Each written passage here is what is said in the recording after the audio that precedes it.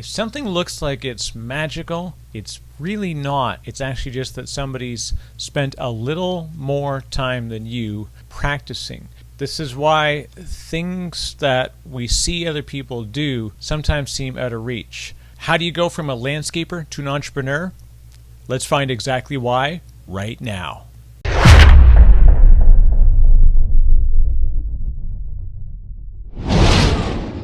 Hey, what's happening? Eric Wright here from the DiscoPosse podcast. This is something that I featured as part of my RapidMatter series. You can get subscribed. We've got a really cool newsletter. In fact, the newsletter is going to feature stuff that came from this webinar. I'm just going to share it broadly with the entire internet. Hello, entire internet. Welcome to the RapidMatter community. Let's jump right in. This is the event. It was a fun webinar. I hope you enjoy it. And if you want to find out more, there's going to be links down below, of course. You can head on over to rapidmatter.io. I hope you like it. Let's check it out right now. All right, it's time to begin. And I want to thank you very much for joining me today. This is a really fun topic because it's something that's come up recently and you've come to hear. I see we've got lots of new faces and names, which is always exciting, of people that are in my sort of direct and indirect community. I've got some folks that have arrived through a few different paths.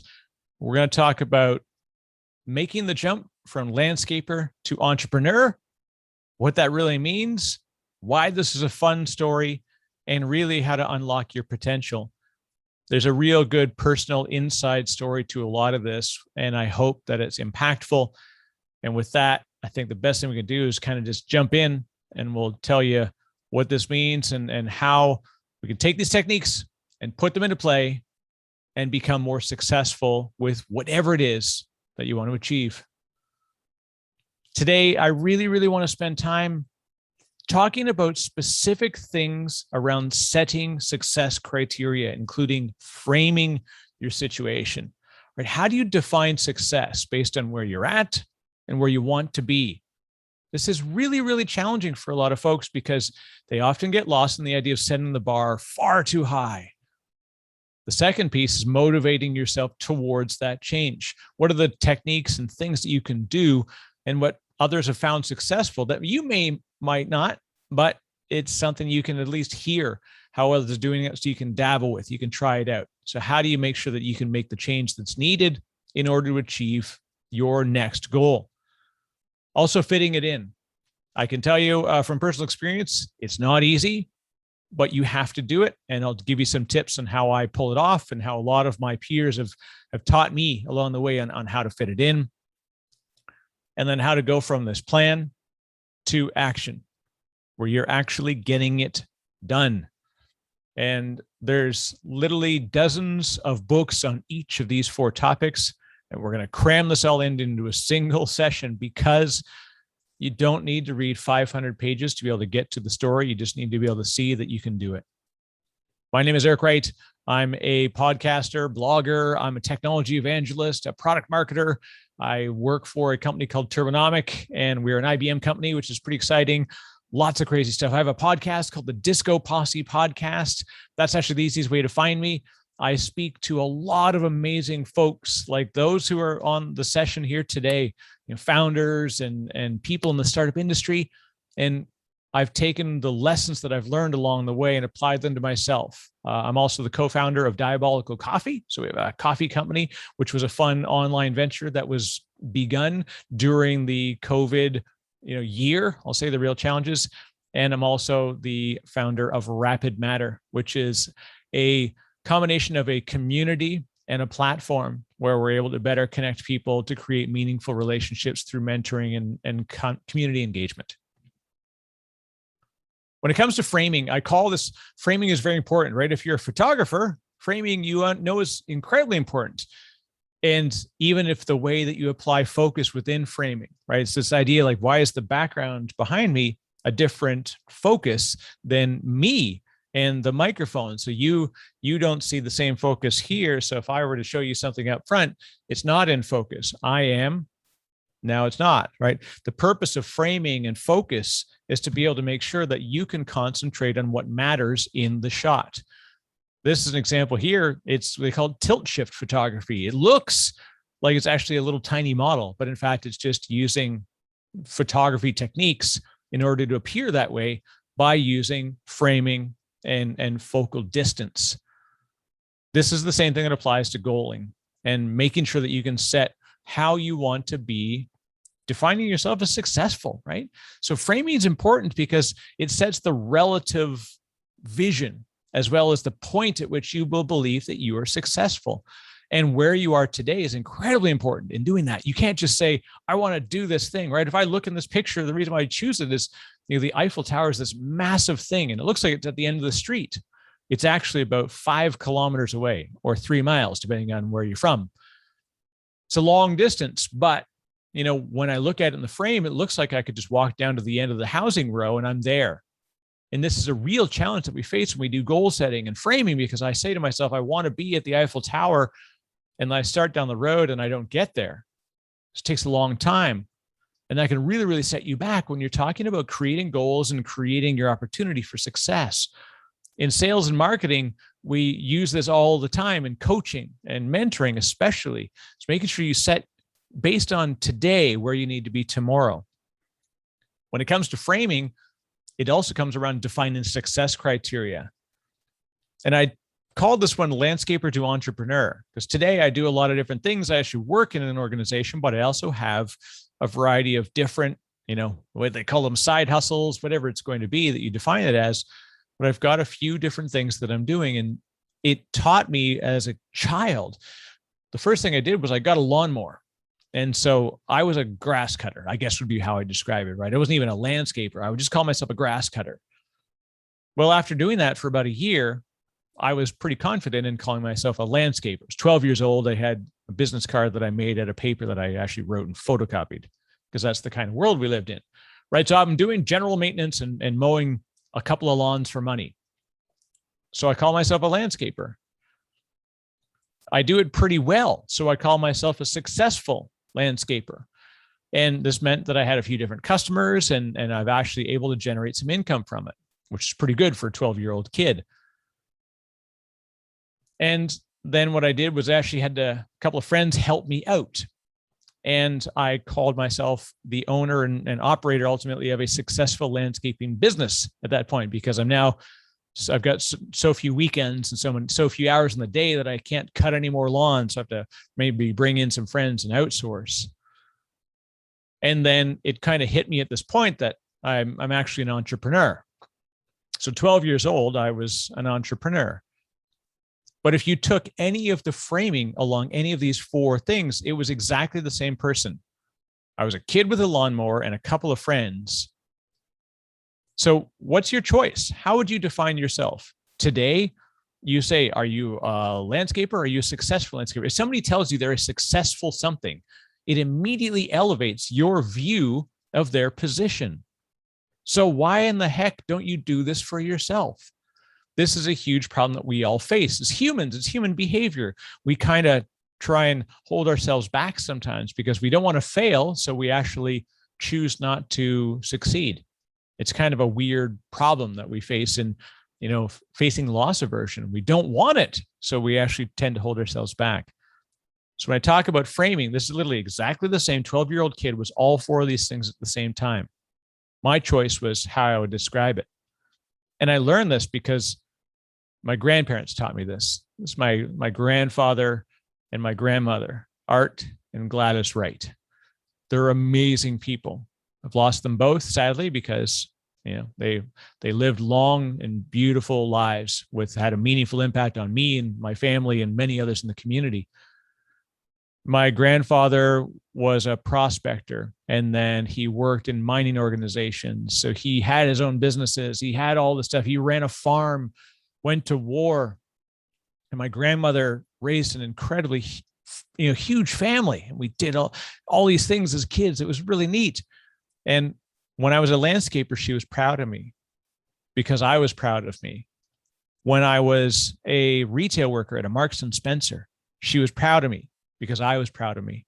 When I was a technologist she was proud of me because I was proud of me. When I was a shoe repairman, she was proud of me because I was proud of me. So when it comes to framing, she wasn't proud or not proud because of what I was doing. She was proud or not proud because I was choosing to be proud. So you have to look at your moment today. And one of the most famous sort of framing challenges they had is a fellow who he'd said, I've got a problem. I don't feel successful. He had a successful venture capital firm, successful business, literally, multi-millionaire, whatever sounds almost like a pejorative when you say it that way. But he had many, many amazing things, this incredible impact on the world. But he always felt that he was not successful. And they said, why? Right? He actually went to a therapist, and his therapist says, why is it that you don't feel like you're successful? He says, my college roommate has far outpaced me and outdone me. This is like, look at what you've accomplished. And his framing was his college roommate. And then his therapist said, well, who's your college roommate? Elon Musk. So there is an important discussion around framing. My grandmother would tell you that he had the wrong attitude. But beginning with framing, you then have to think about, what is it that I want to do? How can I motivate myself towards whatever's next? And the results for here, I'm going to tell you this right now, right? They're going to vary because some people motivate themselves in a different way. I know even day to day, sometimes I'm motivated by different factors. The first thing is you have to be intentional about what it is that you want to achieve. What is the goal? How do you frame where you are today? How you frame where you need to be? And that's how we define success criteria and the outcome.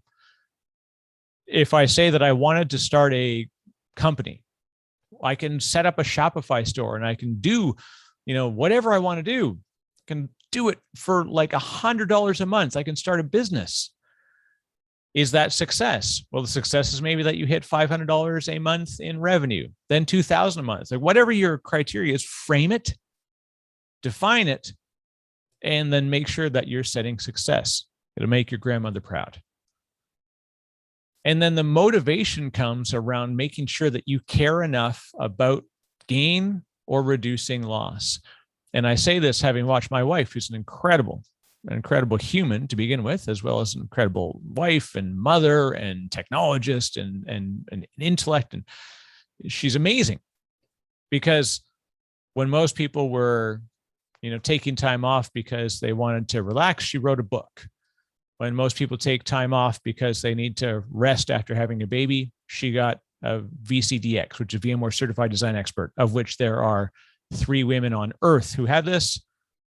And there are just over 200 people in the world who hold that title.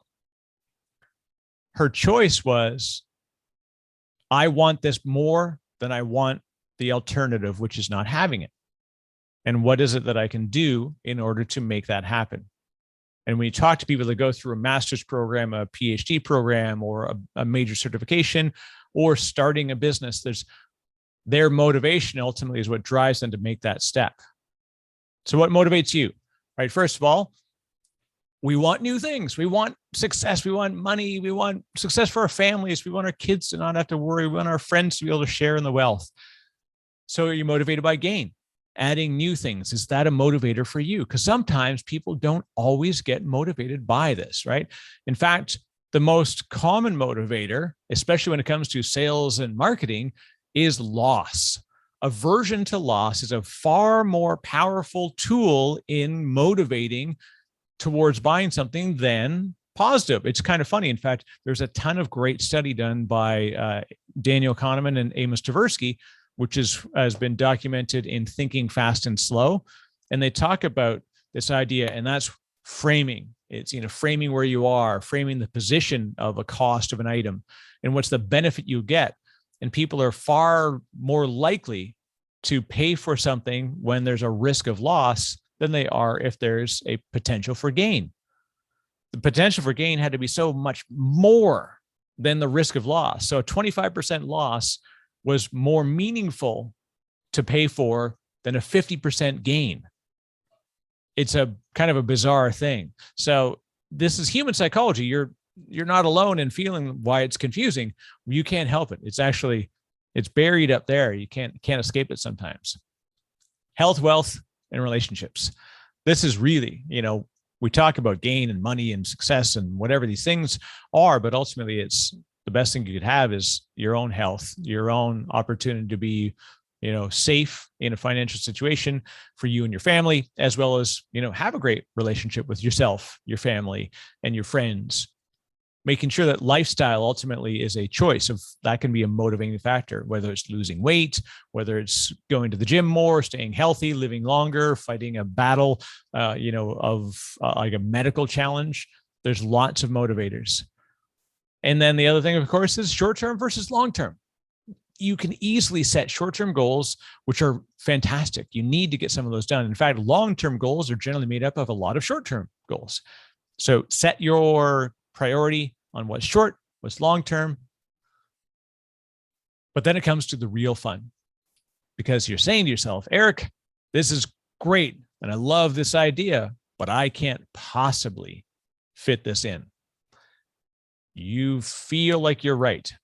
And I know, because I feel it myself, it's very, very difficult to fit it all in. So don't make big change. I call this incremental lifestyle adjustment. And this is a thing that you get used to. When you start to eat better, when you eat badly once, you feel bad, right? It actually impacts you. But if you eat poorly all the time, you don't notice if you eat more poorly. It's a relative thing, but an incremental change can start to move you towards it. So first of all, design your day. And this means simple things like setting aside a little bit of time at the start of the day to assess your day, write it down, figure out what you need to get done, make that part of your day. Don't open email right away. I've actually got a very specific routine that I go through that I should share. And I'll probably share it out in the newsletter because it's important. Set your time at the end of the day, set a bit of a time to be retrospective on how things went. So design your day to succeed. It's going to slip every once in a while. That's fine, but design your day so you can fit it in. Find the appropriate trade-off.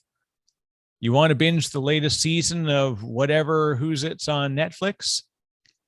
There's nothing wrong with appreciating that time to relax and sort of, chill and Netflix and chill the mind. But the trade-off is while you're going through Game of Thrones season 7 or whatever it is, somebody else is taking that time to take an online course and enrich their future.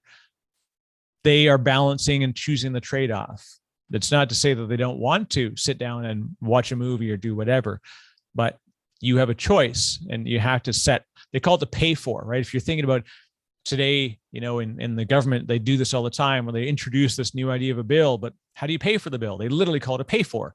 So what are the pay fors? Well, we're going to tax, or we're going to do this, or it'll result in savings because of efficiencies. So what's the pay for? If I need to squeeze in half an hour a day, what do I take half an hour from in order to give myself half an hour towards my goals? And also just accept the rate of change. You cannot go to the gym for 14 hours the first day and get fit. But what you could do is you could exercise for 15 minutes a day for 3 weeks, to the point where then you want to do it for 20 and then 25. If you want to do 100 push-ups a day, then easy. Start today by doing 1 push-up. And then tomorrow, do 2. After 100 days, you'll find yourself being able to do 100 push-ups in a row. But it isn't going to start by you dropping and giving me 100 right now. If it is, good on you, right? But most people can't do that. So incremental adjustments lead to more successful outcomes. But sometimes it's going to look to other people like you're doing too much. When I explain, what my wife and I do for fun and, in our day-to-day work and other things, and my friends that are, have startups and such, my friends are not unlike what my grandfather described when he was in a newspaper. And he told these people, they said, look, I work long hours in the mines, double shift. And people always said, Art, you're going to die. So you're working too hard. But they're all dead now. I'm still alive. My grandfather lived until he was 5 days short of his 100th birthday. My grandmother lived well into her 80s. And my grandfather was independent until he was in his mid 90s. So it's possible that while it looks like you're too busy, you're not relaxing, and people will say, oh, what, you haven't, caught the latest whatever show is. You can say, hey, I've empowered myself so that my kids, college will be paid for. So we've gone with the idea of framing.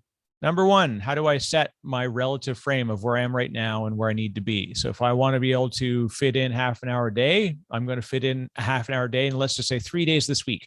I'm going to be better next week than I was this week. So I'm going to get 3 30-minute days. Perfect. And you set it aside, and now you make it happen. And this is where the real proverbial rubber hits the road. And I showed this image because I work with athletes and folks all the time. And this is a very powerful thing when you work with athletes who are differently abled, right? They've got, prosthetics and such. And I remember seeing a fellow one time on the bus. He was wearing an Ironman jacket, sitting there reading a book, and his arm was actually an entire prosthetic. So it literally was a metal claw. And everybody sat and they stared at his arm. And all I could stare at was his jacket, because I thought this fellow had done an Ironman triathlon. That's pretty fantastic to me. Right there, we're thinking, how does he possibly make it through the day? It must be so hard. He made a choice, right? I'm going to make this happen. Simple, small, incremental things, just like with setting your goals, can help you to get this in your process, in your day-to-day. I call this write, do, measure, repeat. Write, do, measure, repeat, right? It's actually very easy. It is easy. When I say write, I'm not kidding. I mean literally write. Physically writing down your to-do list is actually cognitively different than typing it into a to-do list on your iPhone or your Android phone. When you do the process of writing it down, it slows your tactile experience down because your brain has to match your speed of your writing. You become intentional about how you do it. And you hear this throughout when we talk about goal setting and achievement. It has to be intentional.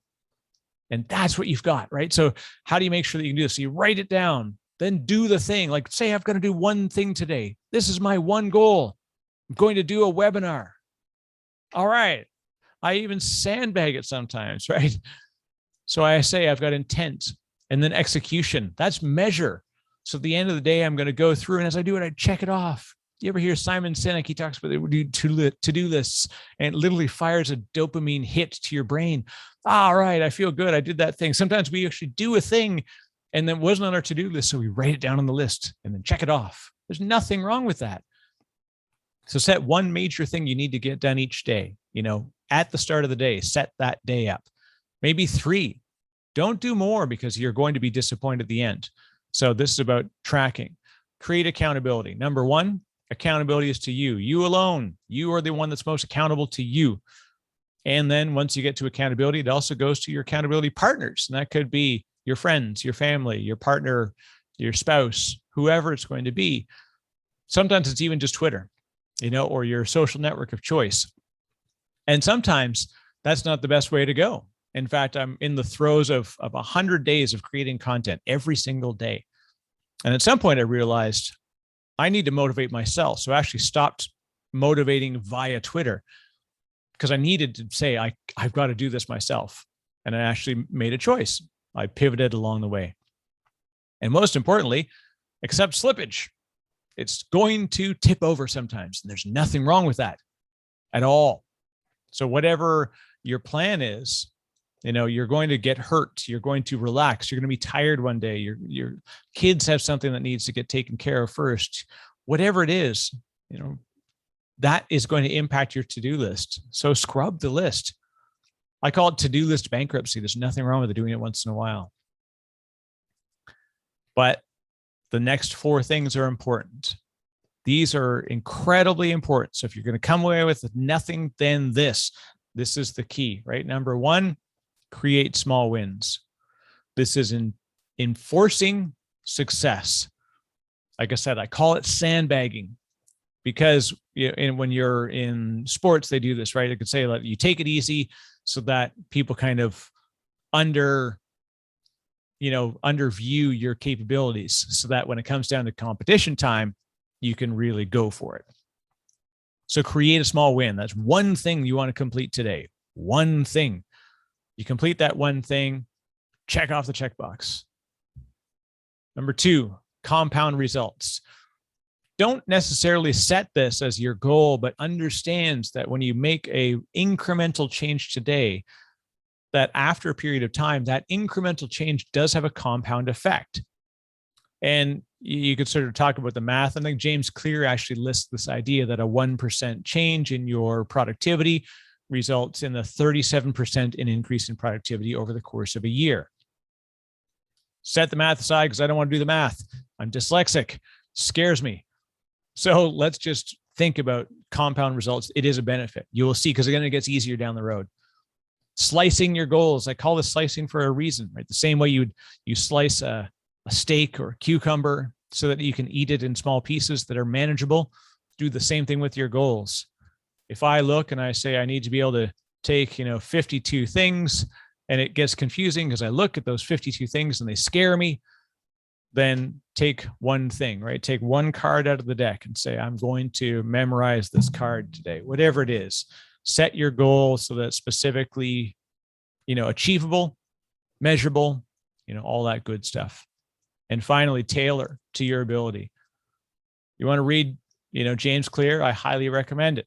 You want to read Charles Duhigg. And these are fantastic creators and writers and productivity gurus, but that may not work for you. So tailor to your pace. Don't look at your peer, your neighbor, or what James Clear will tell you to do. Look what you can get done. I can tell you that this is, I've seen it in practice. This is actually a statement that's written. It's an indoor training area for skateboarding and snowboarding that's just north of Toronto, Ontario, for where I'm originally from. And this is such a perfect description. It's not about being the best. It's about being better than you were yesterday. Because again, when I think about slippage means you're allowed to actually lose a little bit of momentum. Because one day you may not be able to do something. It's not a failure towards your goal. It's just a day off the track. So this goes to also the setting of long-term benefits.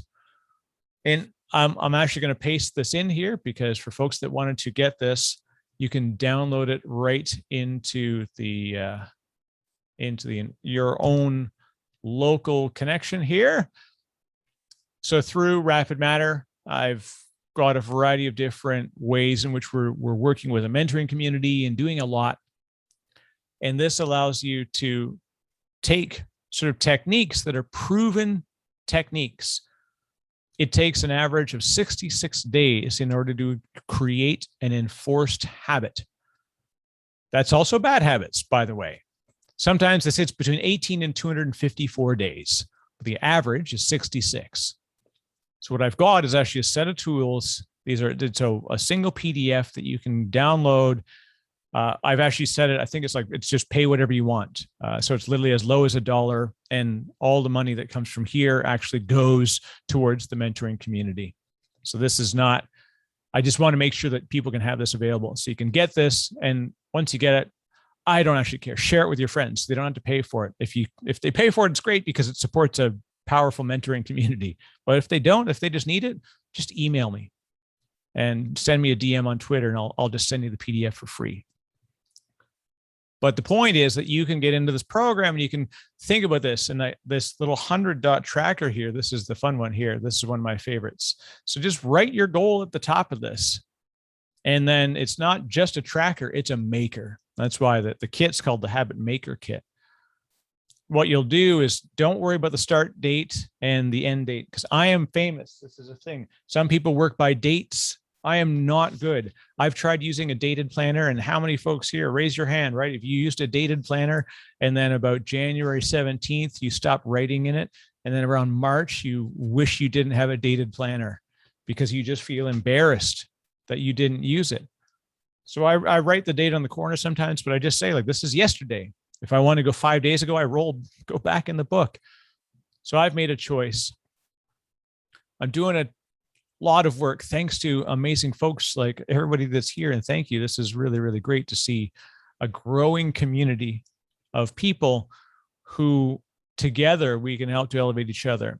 So I say this, if anybody's a fan of 2001, Dave Bowman's not a real person. He's a character, but when given the choice of describing what's coming, it's something's about to happen, and it's something wonderful. And we can do this, right? We've gone through the most incredibly challenging year over the past, 12 to 18 months, so more than a year. And as we begin to, face, it's not over yet. It's far from over, but we are going to adjust how we deal with things. So if you need help, definitely go to rapidmatter.io, rapidmatter.com, sign up for the newsletter, and I will make sure that we're going to start to share more direct productivity tips, get access to resources, and just help people. It should never be a barrier of time and money. So we've got an amazing community of people that help to get you connected to achieve the goal you want. And of course, this is something, if there's, any questions as well, on this particular topic, I'm passionate about it because what we do when we look at what's possible is often just look back and say, I'm afraid. And there are things that I can grind out. Again, if I can look, why did I call this From Landscaper to Entrepreneur? Because the same attitudes that I chose at 12 years old when I designed and created a landscaping company, it meant that I could use that attitude and that framing, and I could bring this into when I worked at Turbonomic, right? And then when I started my own, venture on the side here with RapidMatter, and it's grown. And I've done books and my podcast. If anybody tells you to start a podcast, I'm about to record my 200th episode. It took goal setting, just like what I talked about, to be able to understand that I could get it done. And if I started with the second one and said, I need to get to 200, I'd have stopped. In fact, I paused for a while along the way. And just in the same way that you have to accept slippage, I was challenged with it. Nobody just does this without any question or concern, right? So what I did was I took the techniques that I had and I framed where I was, and I actually looked to, it was actually the comments on the reviews that said, oh, I really, really like the style of this podcast. Sounds like a couple of friends chatting. Makes me feel like I want to be there. So that became my motivator. That was one of the things that helped me, right? And that was external. And I found it then again in myself, and huge thanks to, of course, the incredible community of folks that make this possible. And you can do the same thing. We've got lots of peers that are doing what you do, right? Whether you're in photography, whether you're an independent creator, whether you're a technologist, whatever it is, in marketing, business, sales, we've literally got a huge array of people that are involved to help to make this happen. So I hope this is helpful. It's also fun for Friday. Talk about fitting it in. This is why I do these things, right? Can we take time to have an impact on the world? And if we can each do something impactful in some small way every day, that compound effect is pretty amazing. And this community that's here, and all the folks that are on. So thank you very much for joining today. I hope that you've found this helpful. Like I said, you'll get a follow-up on this. Head on over to RapidMatter if you're not already on the newsletter, and you're going to start to see more and more stuff flowing, because it's time to open the doors and help people. Because as the world, goes into the next phase of whatever we want to describe it as, we all need a little help, a little motivation.